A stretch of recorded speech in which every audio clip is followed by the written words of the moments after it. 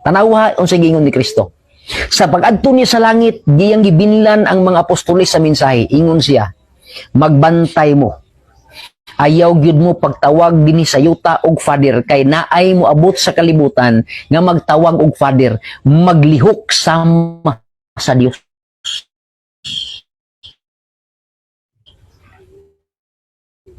Laro kayo ninyo. Agalutbot. Inungagan na po niyang pulong sa Ginoong Kristo. Kabakakuna gini mga tawahan na. Kanang gingon din na nga ay mapagpatawag og aman hyperbole man na. Dili man na literal. Nga naman kay even ang atong Ginoong Kristo kani adto sa iyang panahon gitawag niya si Abraham nga amahan sa si Kristo. Niso nakasupak na siyang kaugalingong gisulti nga ayaw mo pagpatawag og amahan. Ayaw mo pagtawag og amahan. Si bisan kinsa nga niya sa kalibutan. San Pablo. Ingon pag San Pablo 1 Corinto 4:15. Ako nahimo ninyong amahan tungod sa imong balita nga sayop San Pablo.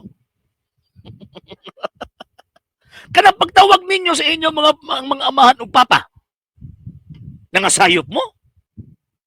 Kung tama niyang panabot ining ato ang gitawag og amigo, baliktad pagkabalingaga na naging pagpanabot. Balingag yung pagpanabot. Na di mo abot nga magpatawag og amahan. Matagal lang.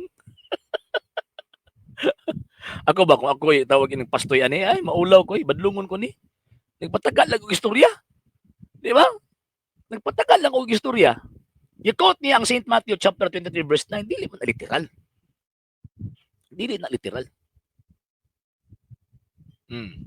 Hyperbole na. Kung baga, musa kung bang iyang exaggerate pag sakto ba nga.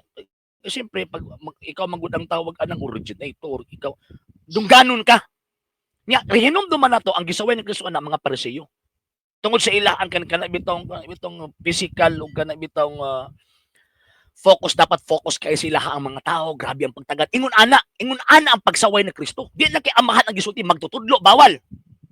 Nga si Kristo gitawag magtutudlo.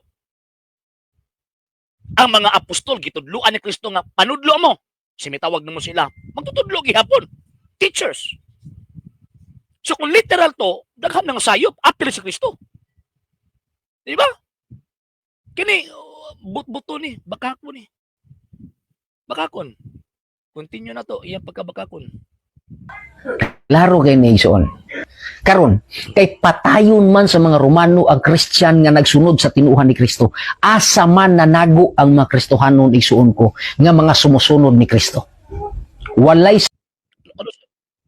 again ha, ano sa nahitabo nga nag-launch og persecution ang tawag ining Roman government against the Christians. Ano sa nahitabo? Ako kabalo jud ko nga wa ni kabalo. Og unsay reason nga nag-launch og persecution? Unsay reason? Ay sultihan ko na lang ni. Ang reason pinaka main reason nganon nag-launch ang tawag ining ang Roman Empire og persecutions against the Christians dili tungod kay sa ilang pagtuno.